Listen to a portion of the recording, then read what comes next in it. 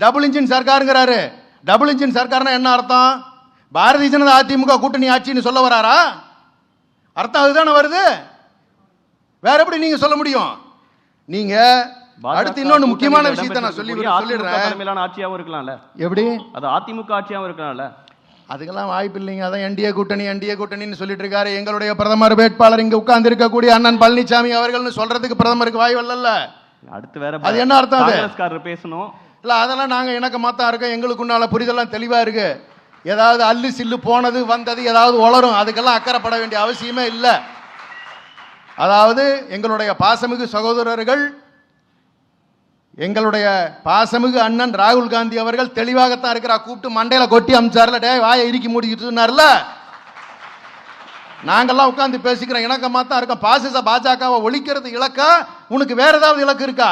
இல்ல நீ எல்லாம் பாஜகவில் சேர்றதுக்கு திட்டம் போட்டிருக்கியா? ஏன்னா மாதவராவ் சிந்தியா ஓடினானே அன்னைக்கு காங்கிரஸ்ல இருந்துட்டு, அது மாதிரி ஏதாவது திட்டம் இருக்கான்னு கேட்கலாம்ல. இதே மாதிரிதான் திமுகவை ஆட்சியை விட்டு அனுப்புறதா எங்களுடைய ஒரே இலக்குன்னு எல்லாரும் ஒன்னா இணைஞ்சிருக்காங்க சார். அவங்கள பத்தி எனக்கு பிரச்சனையே இல்லை சார். ஏன்னு கேட்டுக்கோங்களேன்.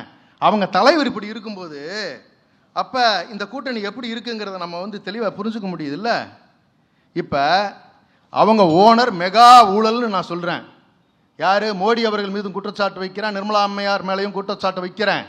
அடுத்து இந்த கூட்டணி எப்படி ஃபார்ம் ஆயிருக்குன்னு மட்டும் பாருங்களேன். கொஞ்சம் வேகமா. அதிமுகவினுடைய 32 இடி வழக்குகள், மாவட்ட செயலாளர்கள், முன்னாள் அமைச்சர்கள் மீது இருக்கக்கூடிய வழக்குகள்ல என்னைக்காவது விசாரணைக்கு ஆஜராயிருக்காங்களா?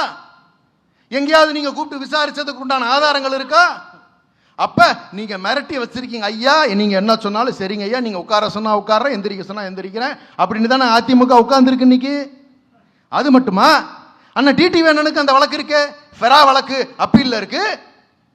அடுத்து அவருடைய இரட்டை இலை சின்னத்தை பெறுவதற்காக 50 கோடி ரூபாய் விலை பேசி 2 கோடி ரூபாய் பணம் கொடுத்து என்போர்ஸ்மெண்ட் டைரக்டரேட்ல நீங்க டெல்லியில புடிச்சு தீகார் ஜெயில வச்சீங்களே, அந்த வழக்கு நிலுவையில் இருக்குல்ல. அப்ப அதுக்கு பயப்பட்டு கட்டுப்பட்டு நடக்கிறார். நேத்து பாட்டாளி மக்கள் கட்சியினுடைய செய்தியாளர் சந்திப்புல குறிப்பிட்டாரு, காங்கிரஸ் ஆட்சியில இருக்கும்போது மாடியில ரைடு, கீழே கூட்டணி, அது எல்லாமே இருக்கத்தாங்க செய்யும். அது என்னன்னு கேட்டீங்கன்னா அது ஒரு விசாரணை. அது வேற இது வேற, ரெண்டுக்கு நிறைய வித்தியாசம் இருக்கு. அந்த கேஸ் இன்னைக்கு சந்திச்சு வெளியே வந்தாச்சு, தீர்ப்பு வந்துருச்சு. இந்த வழக்கு நடக்கவே இல்லையா சார்?